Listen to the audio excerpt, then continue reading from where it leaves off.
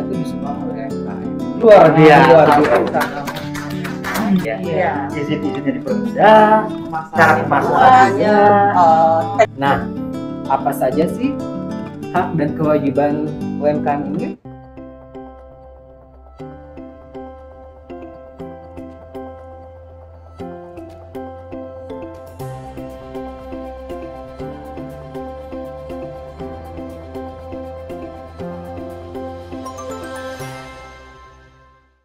Jadi mau sekalian sharing nih kawan pajak gitu ya. Jadi kewajiban perpajakan untuk UMKM tuh mudah banget loh. Ada 4 huruf sebenarnya ya yang bisa dilakukan oleh semua pelaku UMKM gitu ya terkait dengan kewajiban perpajakannya, yaitu D, H, B, L. DHBL. DHBL. Apa aja sih itu DHBL itu ya? Nah, kita akan sharing dikit lah ya tentang hal itu. Jadi untuk D itu adalah daftar. Nah, jadi tadi seperti yang sudah dijelaskan oleh para narsum kita bahwa mereka ini udah punya NPWP gitu ya. Tentunya kalau udah punya NPWP harus daftar dulu gitu ya. Nah, daftar dulu. Jadi sekarang tuh kalau dulu daftarnya datang ke kantor pajak, kemudian mengisi formulir, mengantri segala macam. Kalau sekarang nggak perlu. Sekarang itu daftar itu cukup melalui e-reg. e-reg.pajak.go.id. Nanti tinggal mengisi aja di monitor, di layar monitor, mengisi sesuai dengan sesuai dengan jenis usahanya yang dilakukan oleh wajib pajak. Klik isi, kemudian terkirimlah, kemudian nanti akan langsung terdaftar sebagai wajib pajak di Direktorat Jenderal Pajak. Semudah itu sekarang untuk daftar sebagai wajib pajak. Nggak perlu mengantri, nggak perlu repot-repot, bermacet-macet. Jakarta selalu macet ya gitu kan. Mungkin kalau di daerah enggak ya, tapi Jakarta itu kan kayak time is money gitu ya. Wasting time itu kalau kemana-mana dan macet gitu kan. Nah sekarang ini tinggal duduk manis, tempat laptop atau dari HP pun bisa sebenarnya untuk daftar NPWP. Nah selanjutnya ada program baru dari pemerintah yang menyatakan bahwa NIK itu akan berlaku sebagai NPWP. Jadi nggak perlu mempunyai dua NPWP. Jadi sekarang tuh NIK itu udah menjadi terintegrasi menjadi NPWP. Itu akan berlaku tahun depan ya, kawan pajak semua. Tapi kalau misalkan sekarang yang terdaftar sekarang memilih untuk NPWP-nya NIK itu boleh. Tapi tahun depan adalah semuanya menggunakan NIK untuk NPWP. Nah, setelah daftar ada lagi yang keduanya adalah D, yaitu hitung. H ya, DHBL. Salah ya gue. Jadi hitung ya.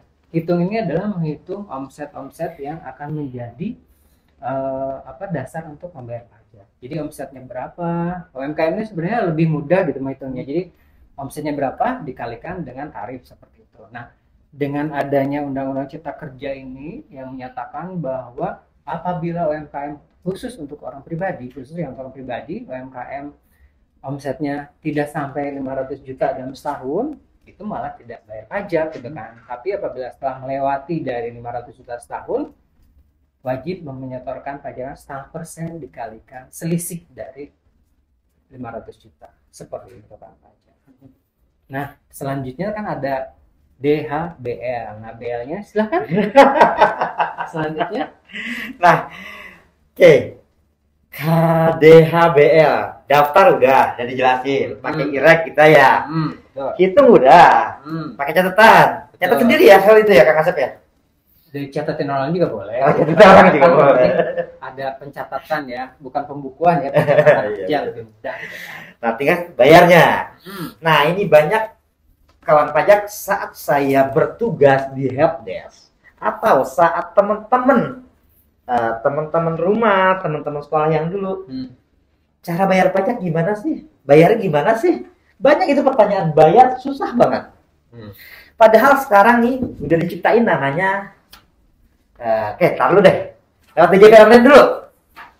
Lewat TJP online.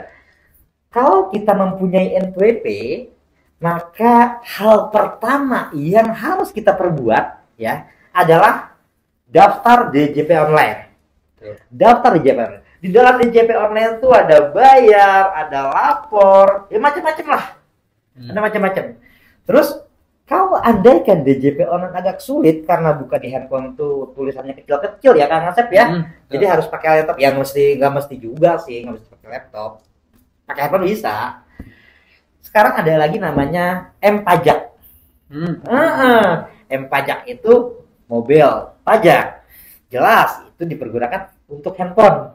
Nah, isi di M-Pajak itu ada pembuatan kode billing dan pencatatan. Nah, kalau andaikan tadi cara hitung itu agak sulit ya, misalnya lewat Excel atau lewat tulisan tangan, kita juga di M-Pajak sudah menyediakan pencatatan untuk UMKM.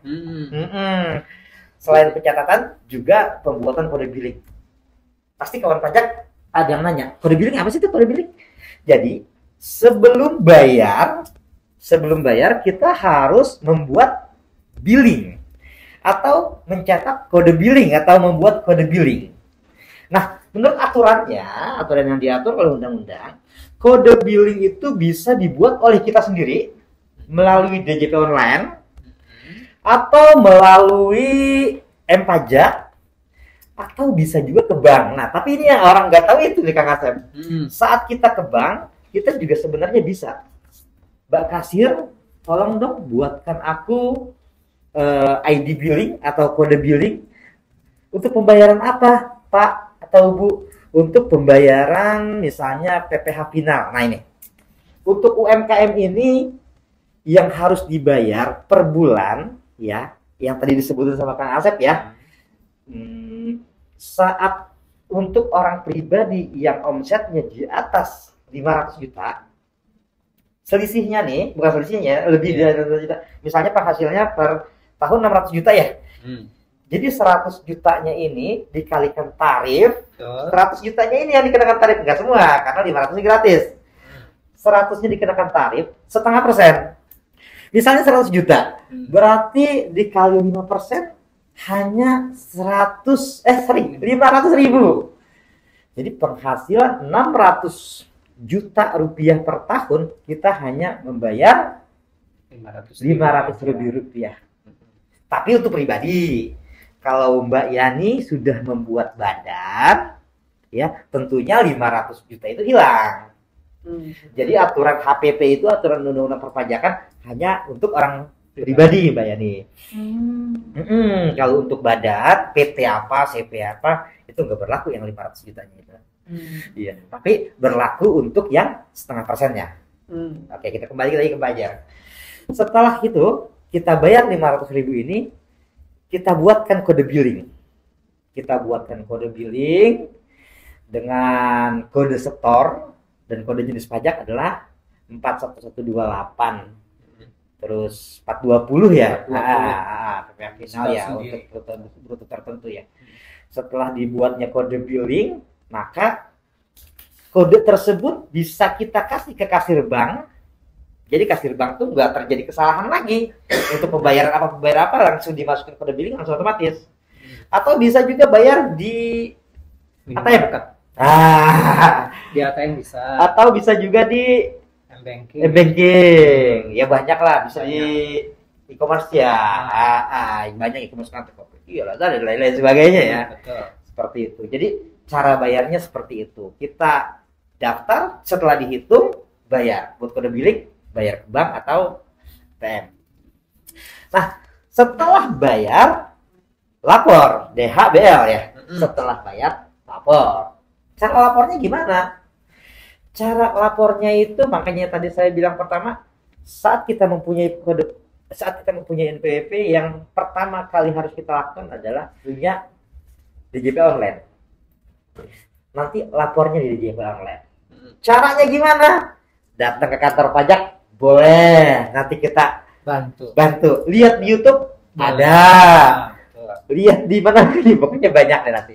Oke. Yang penting nggak masalah, emang ada sedikit kesulitan, harus belajar sedikit, tapi hanya sedikit aja. Saya yakin sih kawan pajak sebentar juga ngerti untuk cara pelaporan pajaknya, seperti itu.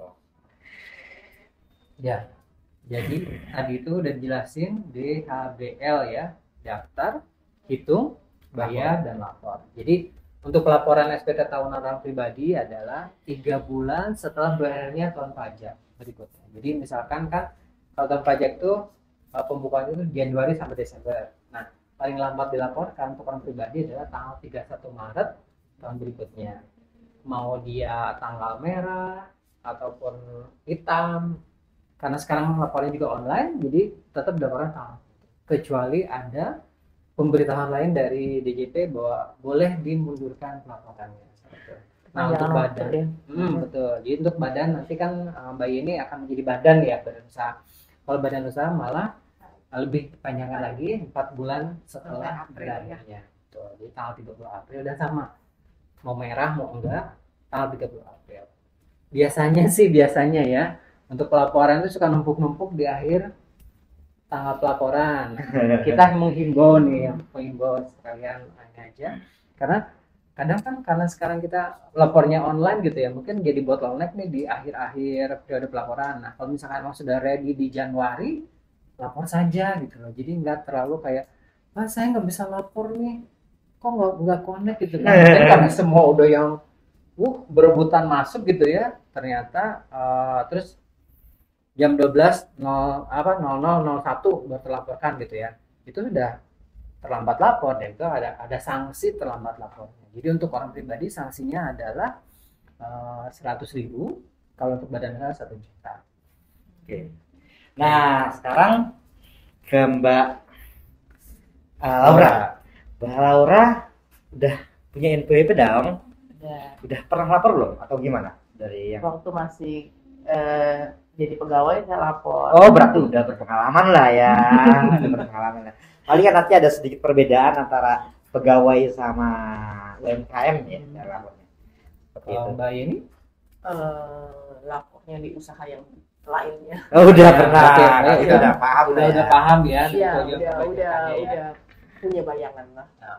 Cuma mungkin kalau bidangnya beda, mungkin saya harus pelajari sesuaikan dengan bidangnya aja. Nah, kalau mau belajar nanti tadi yang saya singgung itu di M Pajak ya. Iya. Jadi di M Pajak selain ada yang tadi saya bilang untuk bayar dan untuk apa tadi namanya pencatatan, di situ juga ada alamat-alamat KTP. Jadi nanti kalau andaikan ada pertanyaan-pertanyaan terus dijawab, iya kantor pajak berarti aja, atau mau lihat kantor pajak terdekat juga ada juga di situ. Jadi silahkan. Pintu kami terbuka luas untuk UMKM, untuk wajib pajak, silahkan datang atau silahkan tanya-tanya melalui WA maupun email ya. Bisa akan kami layani dengan penuh hati. Kira-kira begitu Kang Asep ya. Jangan lupa ke kantor pajak tetap harus ambil antrian dulu di kunjung pajak, kunjung.pajak.id/ untuk ambil antrian di kantor pajak manapun ya, karena sekarang karena masih pandemi, protokol kesehatan tetap kami jaga karena saling melindungi ya antara wajib pajak dengan pegawai pajak seperti itu. Baik, tadi udah dijelaskan DHBR dan para narasumber kita ternyata sudah paham ya atas kewajiban perpajakannya. Alhamdulillah. Terima kasih banyak nih atas kehadirannya pada podcast hari ini. Semoga Heloma snack yummy dengan produk keripik tempe dan G-nya ya di Wet You tambah laris. Amin luar biasa. Amin. Tidak menjadi UMK lagi tapi menjadi besar gitu ya. Amin. Dan berguna. Semoga dengan meningkatnya omset meningkat pula pembayaran pajaknya gitu kan ya. Di negara kita menjadi negara adidaya nanti ya. Luar biasa. Oke. Demikian nih podcast Bijak Setia untuk episode UMKM pada kesempatan kali ini, Kang Pajak. Terima kasih atas perhatiannya. Semoga podcast ini membantu Kang Pajak untuk lebih mengerti tentang pajak dan meningkatkan omsetnya di masa depan. Baik, keren banget ya dari UMKM kita. Semoga usahanya tambah maju, tambah sukses dengan produk-produk yang lainnya mungkin ya, lebih banyak lagi produknya yang tampilkan. Baik, terima kasih pada narasumber kita pada kesempatan podcast hari ini. Sampai jumpa di lain kesempatan. Saya Asep Bahtiar. Dan saya Muhammad. Terima kasih. Oke. Warahmatullahi wabarakatuh. Halo, saya Yeni. Saya dari Heloma, Snack Yummy. Kali ini saya bawa keripik tempe kita, asli buatan Indonesia tentunya. Cemilan yang ringan yang bisa dikonsumsi oleh semua kalangan, semua umur. Ketika lagi iseng nonton TV ataupun di rumah ataupun di mana aja, silakan dicoba keripik ini.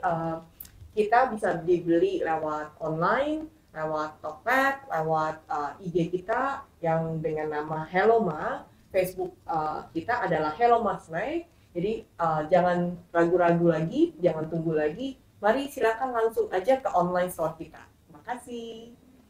Saya dengan Laura, saya dari dengan produk Juice Be With You, jus murni asli tanpa tambahan air, tanpa tambahan gula, tanpa pewarna, tanpa pengawet, untuk kesehatan, untuk detox badan, untuk terapi jus, untuk yang ada kendala di badannya gitu ya, ini sangat bagus sekali untuk regenerasi sel-sel kulit kita, sel-sel tubuh kita yang sudah rusak gitu.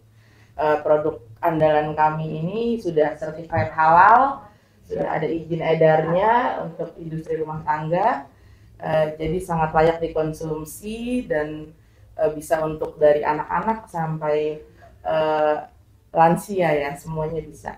Silahkan dicoba dan boleh pesen online atau dengan WhatsApp lewat IG kami juga bisa.